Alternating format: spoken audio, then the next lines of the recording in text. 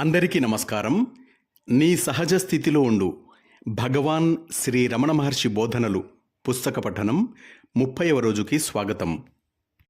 పుస్తకంలోని 3వ భాగం గురువులో గురువు అనే మొదటి అంశం తర్వాతి భాగం విందాం. భగవాన్, అనుగ్రహమే అంత ప్రధానమైతే వ్యక్తి యొక్క కృషి మాట ఏమిటి? సాక్షాత్కారమయ్యే వరకు కృషి అవసరమే.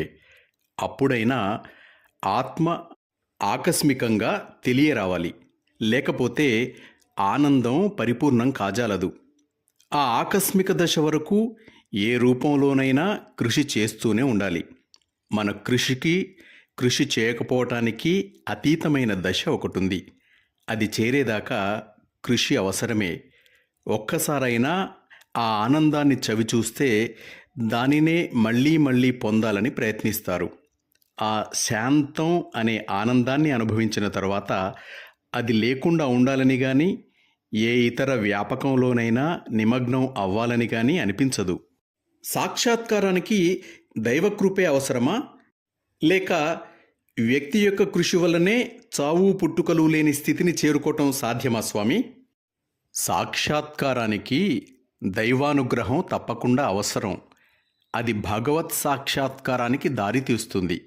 అయితే అటువంటి అనుగ్రహం నిజమైన భక్తునికో యోగికో మాత్రమే దొరుకుతుంది.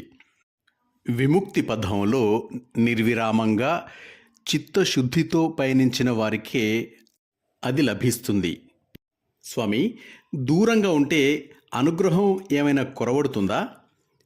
కాలము దూరము మనలోనే ఉన్నాయి. నీవెప్పుడూ నీ ఆత్మలోనే ఉన్నావు. దానిపై కాలానికి దూరానికి ప్రభావం ఎట్లా ఉంటుంది? భగవాన్, రేడియో ప్రసారం చేసే వాటిని దూరంగా ఉన్న వాళ్ళకంటే దగ్గరలో ఉన్నవాళ్ళు త్వరగా వినగలుగుతారు. మీరు హైందవులు, మేమా అమెరికన్లం.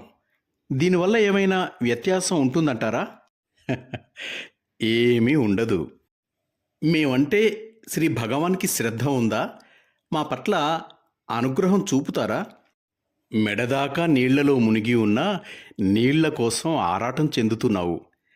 అంతగా నీటిలో మునిగిన వానికి దాహం వేస్తుంది. నీటిలోని చేపకి దాహం వేస్తుంది. ఆఖరికి నీటికే దాహం వేస్తుంది అన్నట్లుగానే ఉంది ఇది కూడా. అనుగ్రహం ఎప్పుడూ ఉంది. గురుకృప లేకుండా వైరాగ్యాన్ని సంపాదించలేవు, సత్యాన్ని గ్రహించలేవు, ఆత్మలో సంస్థితం కాలేవు. అయితే అభ్యాసం కూడా అవసరమే.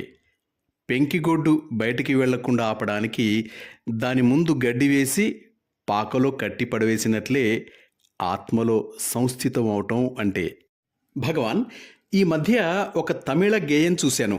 అందులో కవి తాను తల్లిని గట్టిగా పట్టుకునే కోతిపిల్ల వంటి వాడిని కానని, తల్లి పళ్లతో బిగించి ఒకచోటు నుంచి మరొక చోటుకి కొనుపోబడే పిల్లికూన వంటి వాడినని అంటాడు. నా పరిస్థితి అంతే. నాపై తమరు కరుణ చూపాలి. నా మెడ పట్టుకొని నేను కింద పడి దెబ్బ తగిలించుకోకుండా కాపాడండి స్వామి. అది అసాధ్యం. నీవు శ్రమపడాలి. గురువు సహాయపడటానికే శ్రమపడాలి. భగవాన్, గురుకటాక్షం పొందటానికి ఎంతకాలం పడుతుందండి? ఈ విషయం తెలుసుకోవాలని ఎందుకనుకుంటున్నావు? నాకు ఆశ కలగడానికి స్వామి. అటువంటి కోరిక కూడా ప్రతిబంధకమే. ఆత్మ ఎప్పుడూ ఉంటూనే ఉంది.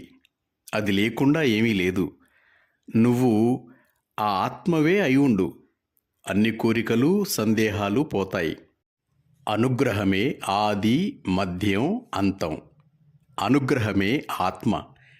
ఆత్మని దేహంతో తప్పుగా తాదాత్మ్యం చేసుకోవటం వల్ల గురువుని దేహంగా భావిస్తున్నావు. కానీ గురువు దృష్టిలో గురువు ఆత్మే.